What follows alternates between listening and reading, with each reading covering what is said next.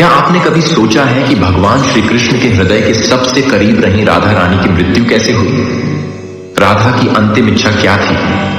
जब श्री कृष्ण मथुरा और फिर द्वारका चले गए तो पीछे वृंदावन में एक आत्मा तड़प रही थी, राधा रानी। वो न कोई शिकवा करती थी न कोई आग्रह, बस हर सुबह उनकी आंखें एक ही प्रश्न से भर जाती थी, क्या कृष्ण आज लौटेंगे?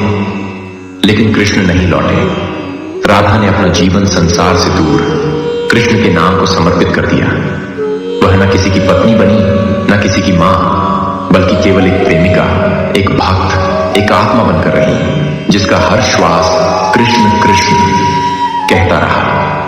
यह कथा भागवत पुराण में संकेत रूप में, ब्रह्मवैवर्त पुराण, गर्ग संहिता और गीत गोविंद जैसे भक्तिकालीन ग्रंथों में विस्तृत रूप से मिलती है।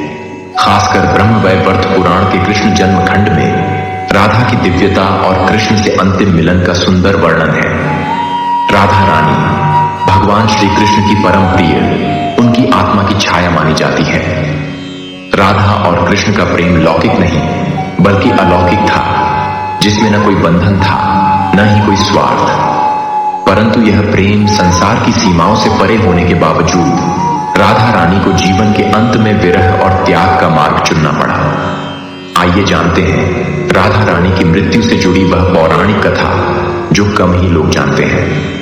जय श्री कृष्ण दोस्तों, इससे पहले कि इस विषय को गहराई से समझें, आइए हम सभी मिलकर भगवान श्री कृष्ण से एक मंगल प्रार्थना करें। हे प्रभु, जो भी इस पवित्र वाणी को पूरे मन से अंत तक सुने, उसके जीवन की सभी इच्छाओं को आप पूर्ण करना, उसके सारे दुख दर्द हर लेना, और जो इस वीडियो को लाइक और चैनल को सब्सक्राइब करें, उनकी जिंदगी में सुख समृद्धि और शांति भर देना। दोस्तों, राधा रानी का जन्म वृषभानु जी के घर बरसाना में हुआ था। वे श्री कृष्ण से कुछ वर्ष बड़ी थी। जब श्री कृष्ण गोकुल से वृंदावन आए तो राधा और कृष्ण का मिलन हुआ। उनका प्रेम ऐसा था जो आत्मा से आत्मा का मेल कहलाया। न विवाह हुआ न साथ जीवन, फिर भी राधा और कृष्ण का नाम एक दूसरे के बिना अधूरा लगता है। जब कंस वध के लिए श्री कृष्ण को मथुरा जाना पड़ा तो उन्होंने राधा से वादा किया कि वे शीघ्र लौटेंगे, परंतु वह क्षण कभी नहीं आया। कृष्ण ने मथुरा में कंस का वध किया, फिर द्वारका के राजा बने और कई स्त्रियों से विवाह किया, लेकिन राधा का स्थान किसी ने नहीं लिया। राधा ने जीवन भर कृष्ण की प्रतीक्षा की।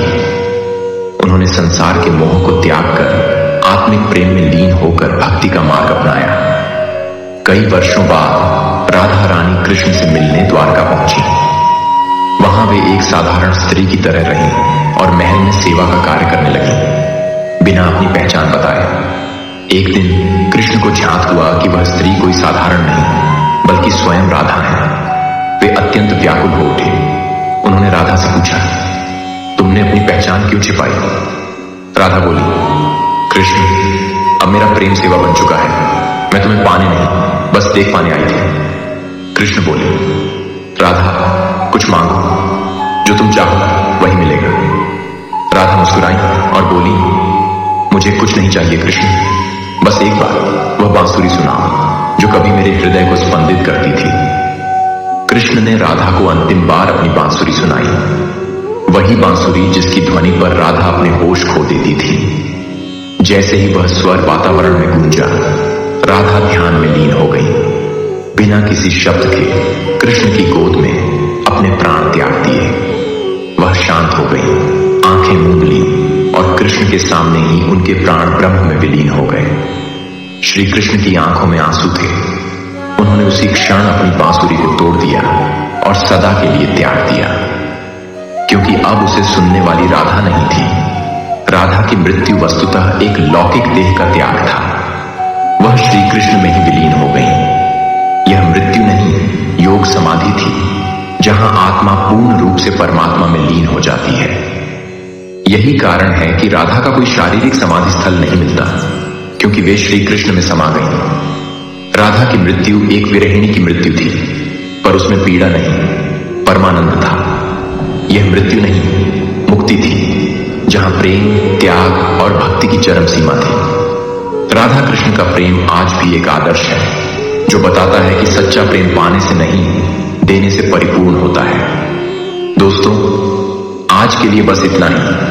भगवान श्री कृष्ण की कृपा सभी पर सदा बनी रहे। जाते जाते आप सभी से एक विनती है, अगर आप मेरे चैनल पर नए हैं तो कृपया इसे सब्सक्राइब करें और बेल आइकन दबाना ना भूलें। श्री कृष्ण जी के लिए एक लाइक जरूर करें और कमेंट में जय श्री कृष्ण लिखना ना भूलें। मिलते हैं अगले वीडियो में, तब तक के लिए आप सभी का धन्यवाद। जय श्री कृष्ण। राधे राधे।